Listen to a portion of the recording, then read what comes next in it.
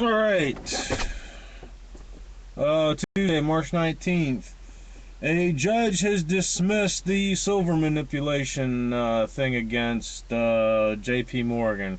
And this is no surprise. If you're waiting for the courts or the CFTC or the SEC or anybody to end this metal manipulation, you're wasting your time. It's not going to happen. The only thing that is going to change the metals manipulation is when there is a failure to deliver in the COMEX and the LBMA. We have the Shanghai exchange that is now coming online, that is going to be there to pick up the slack. And I'm really excited that there's going to be another market that we can turn to once these defaults, once we see these defaults.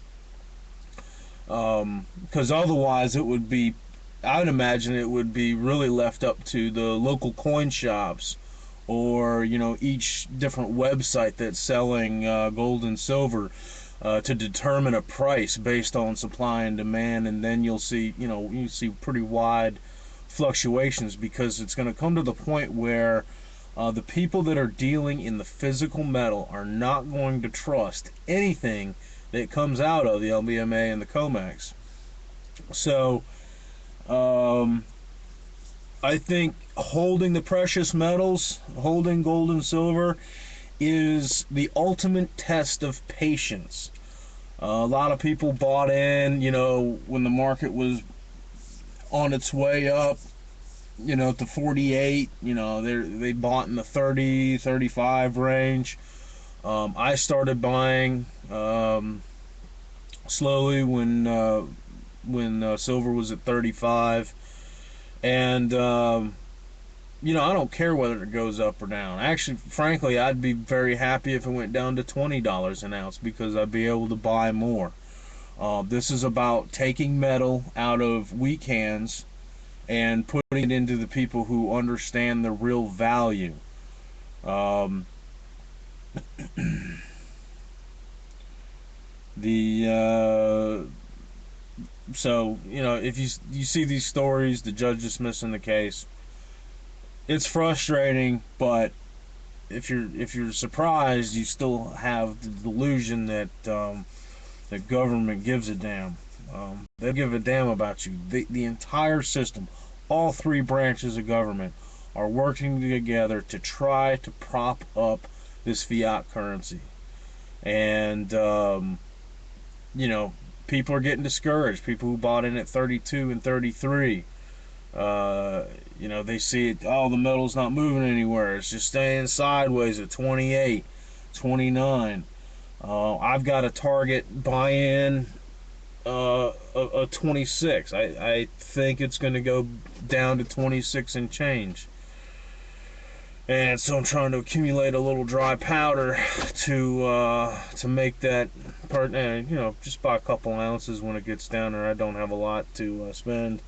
I've actually been spending more time trying to accumulate rice and beans here lately, because at the end of the day, you can't eat gold or silver.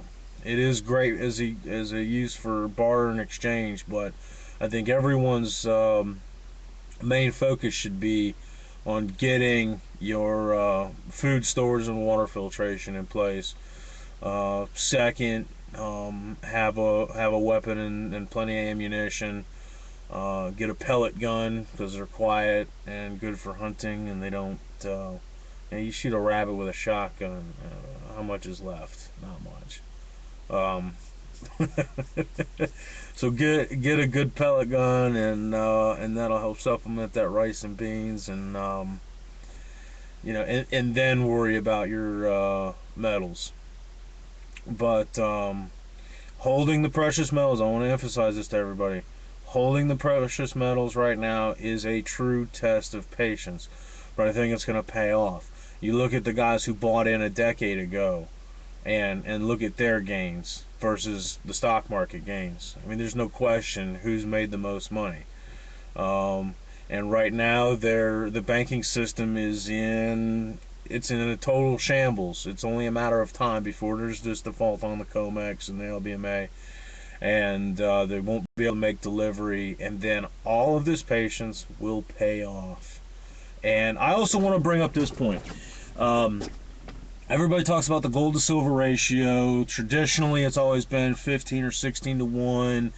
And the new numbers now are talking about how mining out of the ground is a 9 to 1 ratio, silver to gold.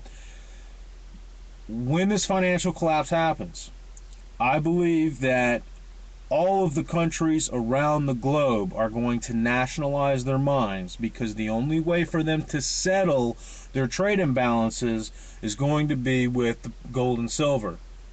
So all mines around the globe will be nationalized.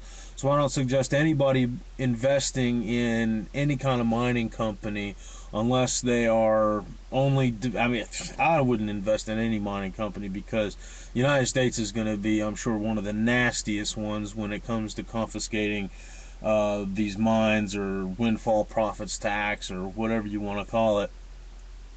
But if you've got money invested in a mine down in Brazil, or Africa, or whatever, um, you know, and gold goes to $3,500 an ounce, and silver goes to 150 an ounce.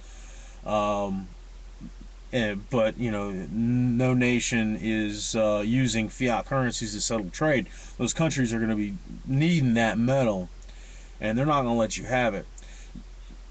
Once that happens, you have to look at every country's individual gold to silver ratio. And the latest numbers from the USGS from last year indicate that the gold to silver ratio in the United States is 4 to 1. So whenever this whole thing goes down, I want you silver holders to say, don't sell out because the ratio may have dropped to 8 to 1, or even, 6 to 1. You need to make sure that you're getting what it's worth. It's 4 to 1 in the United States, and that's not including all the silver that's been depleted through the industrial uses. There's 5 or 6 times more physical gold by weight than there is silver, because it's all been used up industrial purposes. And I'm with Chris Dwayne, Silver Bullet, Silver Shield, with his projection that the silver to gold ratio could go down to 1 to 1. I would say that's pretty fair. Because in the long run, I see silver being worth more than gold because of its industrial applications.